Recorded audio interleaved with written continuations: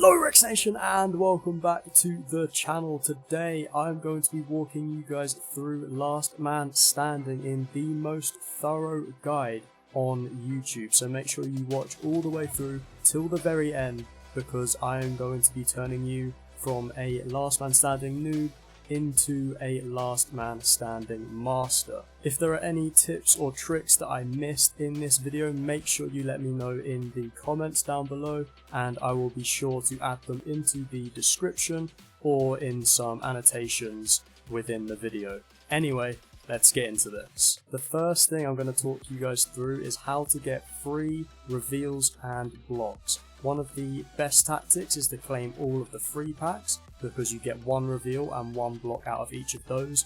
You get 2 free packs every 4 hours, so that's 6 every day, and that means you get 12 reveals and blocks each every single day just for claiming free packs. The next best way to get blocks and reveals for completely free is to play King of the Ring. All you need to do is constantly start King of the Rings, energize until you win the first round, and then stop energizing, get eliminated in round 2, and if we head over to King of the Ring, go to rewards, you can see that if you get eliminated in round 2, you get 25 picks.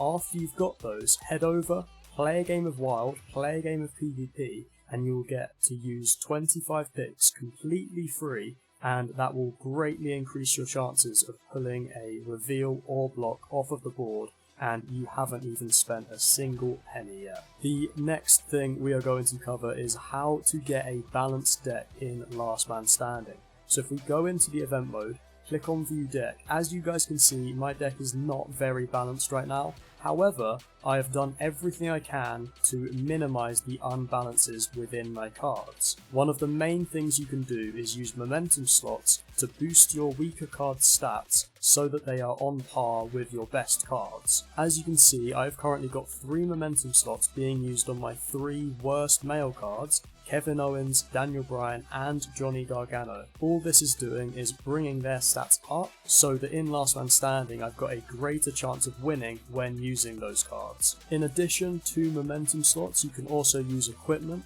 to boost your cards. As you can see here, I'm using my best equipment on my worst cards, which is how I'd recommend you guys do it as well, because that means that you are bringing their stats up the most, so they are going to be the most improved cards, and therefore they will be able to compete with some of the harder, more difficult, higher level cards in Last Man Standing. The reason you need a balanced deck in Last Man Standing is that your opponent's cards are based off of your best card. So whenever I go into a game of Last Man Standing, once I get to those final levels, those higher arenas, Rey Mysterio will be the card that determines all of my opponent's cards.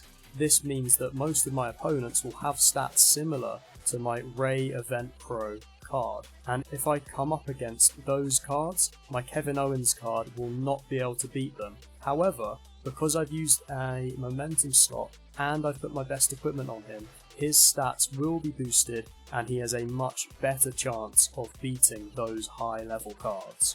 And now that you have done all of that preparation, we are ready to go and visit one of the arenas, and I'm going to show you exactly how I play Last Man Standing.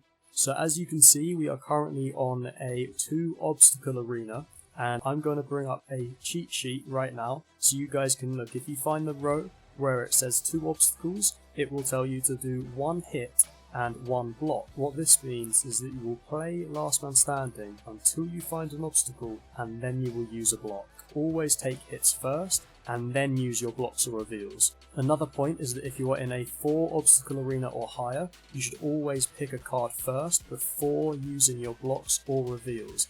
This gives you a chance to find an obstacle and take a hit on your very first card.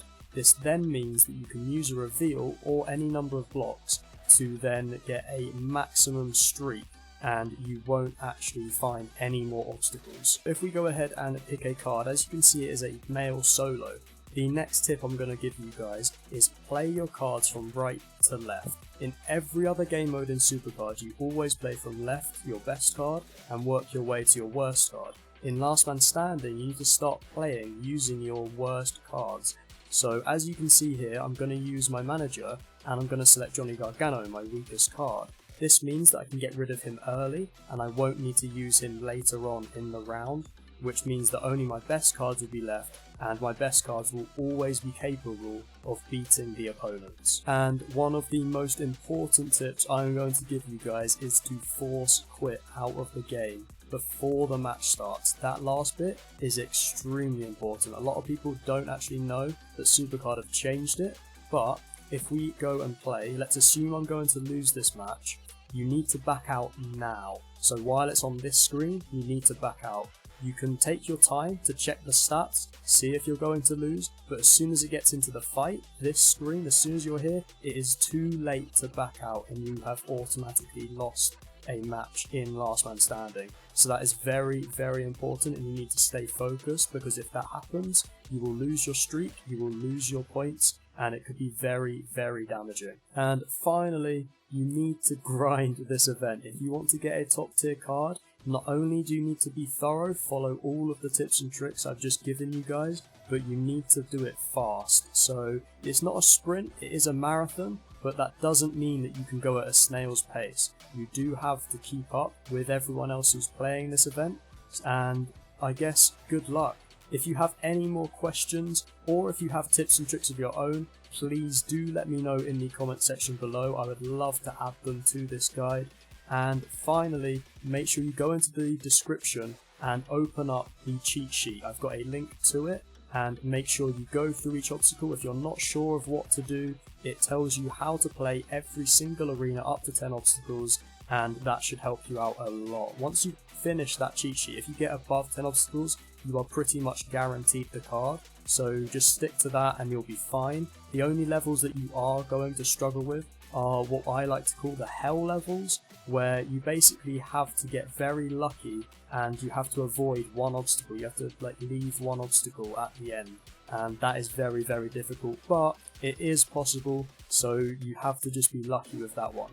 And a quick bonus tip for anyone that is going to be spending money this Last Man Standing: if you're going to be buying multipliers, buy them before the hell arenas. So I'd say up to 10 rounds before, because those arenas you will be guaranteed to pass them without any struggle, and you will get the most amount of points from those arenas if you use the multipliers then, since those arenas have the most amount of points, but they are not hell arenas. All there is left to say is like this video if it helped you out. Let me know where you came in this Last Man Standing, and also if you have not already, make sure you subscribe with notifications turned on so you never miss an upload.